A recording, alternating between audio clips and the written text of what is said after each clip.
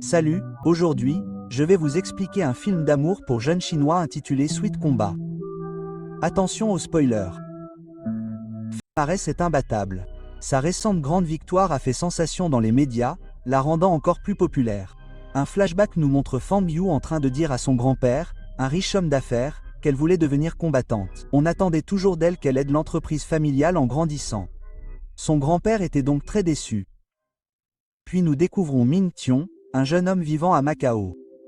Actuellement, il fait de son mieux pour entrer dans une université avec une bourse décente afin de poursuivre ses études. Un jour, au travail, on lui demande de livrer de la nourriture à un professeur d'arts martiaux local, mais le destinataire veut la nourriture en moins de 15 minutes. Pendant cette période de pression, nous pouvons voir le grand sens de l'orientation de Ming. Il a pratiquement mémorisé toutes les rues et tous les raccourcis de la ville, ce qui l'aide à faire son travail efficacement. Alors de rue qui essaie de ramasser des fruits tombés de son chariot.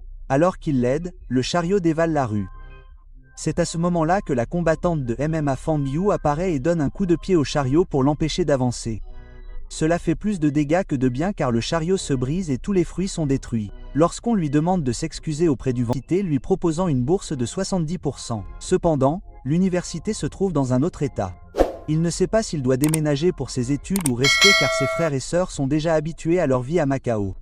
Pour résoudre ce dilemme, il se rend à une fontaine de sagesse et demande à l'univers de lui montrer le chemin. Au même moment, Fang Yu se trouve de l'autre côté de la fontaine et fait de même. Ils réfléchissent un moment et prennent une décision. Fang Yu décide de poursuivre sa carrière de combattante tandis que Ming Jian prévoit de déménager dans un autre état. Le patron de Ming est un homme gentil. Dans la scène suivante, nous voyons Ming et ses frères et sœurs emménager dans une nouvelle maison. Bien que ce ne soit pas le meilleur quartier, l'intérieur de l'endroit est assez chaleureux. Les enfants semblent l'adorer, ce qui rend Ming heureux. Comme premier élément de décoration, il met une photo de lui et de son maître sur une étagère. Il est révélé qu'il s'entraînait à la boxe avec le maître avant sa mort. Après cela, Min Jun emmène les enfants à l'école, signe son nouvel emploi dans un KFC, puis se rend enfin à l'université pour la première fois. Il a été inscrit dans la meilleure école de sport de l'État, Jiangsu. Avant c'est soudain, il tombe sur Xiaomi, une étudiante au style garçon manqué qui adore la boxe et le skate. Ming la prend pour un garçon et commence immédiatement à lui dire à quel point il est reconnaissant d'avoir trouvé un autre homme. Il exige des excuses, mais pour Fang Yu, l'argent est supérieur aux excuses. Avant de partir, Ming la traite de monstre sans manière, ce qui déclenche un traumatisme d'enfance chez Fang Yu. Pendant ce temps, Xiaomi et Fang Yu s'entraînent ensemble au club de boxe de l'université. Il s'avère qu'ils sont les meilleurs amis du monde et qu'ils partagent un intérêt commun pour la boxe. Xiaomi voit que quelque chose tracasse Fang Yu. Interrogé, à tel point qu'il a du mal à se concentrer sur ses études. Le président et Monsieur Wang, en revanche, sont ravis qu'il ait accepté de rester. Mais Min Jun prévoit de changer d'université, même si celle-ci offre un pourcentage moins élevé de bourses d'études. Les clubs diversifiés de l'université sont sa caractéristique distinctive. Les étudiants passent plus de temps dans les clubs que dans leurs études. Dans les clubs, leurs talents et leurs compétences sont affinés et mis en valeur au niveau international. Certaines filles font de la boxe, d'autres du taekwondo, d'autres de la gymnastique, etc. Fang Yu et Xiaomi sont dans le club de boxe. Les étudiantes de première année sont encouragées à faire le tour de tous les clubs pour en choisir un auquel elles aimeraient adhérer. Pendant la visite, Ming Tian visite le club de boxe et trouve Xiaomi et Fang Yu en train de se battre. Il est fasciné par les compétences de Fang Yu qui sont très similaires à celles de ses maîtres. Il suppose qu'elle a dû s'entraîner avec le même maître, mais rejette cette idée. Les filles forcent Ming à faire partie de leur club et même à se battre entre elles pour la même raison. Pour s'en débarrasser, Ming fait fi de ses intérêts et décide de rejoindre le club de natation, celui qui compte le moins de membres. Il se rend avec confiance à la piscine et plonge, attendant l'arrivée des moniteurs. Mais étrangement, la piscine est remplie de plusieurs poissons. Une femme l'informe que le club a été dissous en raison du faible nombre d'inscriptions et que la piscine a été transformée en piscine écologique. C'est la goutte d'eau qui fait déborder le vase pour Min Jun. Il décide de changer d'université, même si cela implique de payer des frais de scolarité plus élevés. Il fait part de ses inquiétudes à Monsieur Wang, qui le supplie de rester. Il prend même une photo de Min Jun pour mettre sa silhouette devant les toilettes pour hommes en construction au bout du couloir.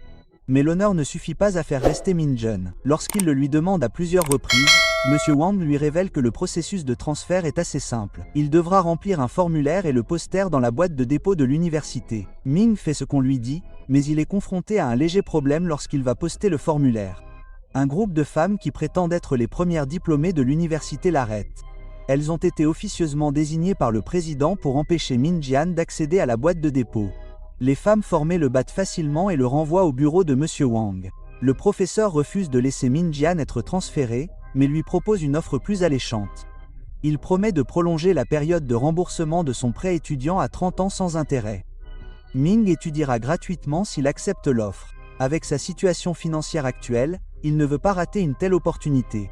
Cependant, la pression d'être le seul garçon parmi des centaines de filles est trop forte pour lui. Il décide d'envisager l'idée. Plus tard, Ming Xion se rend dans une salle de bain pour se changer, mais il s'avère qu'il s'agit de toilettes pour femmes. Il tombe sur Fan Biu, nu, qui le jette à terre. Alors qu'ils se disputent, Xiaomi fait irruption et suppose qu'ils font quelque chose de louche. Il la renvoie tous les deux avant que Min Jian ne s'en aille. Dans la scène suivante, on voit Xiaomi, Fan Biu et leur rival du cours de taekwondo dans un glacier se disputer pour savoir qui aura la dernière boule de parfum fraise.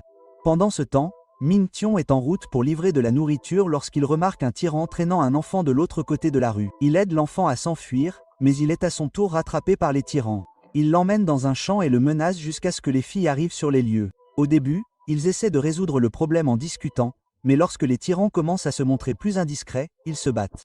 Après une longue et amusante lutte, les filles et Ming ont réussi à les chasser.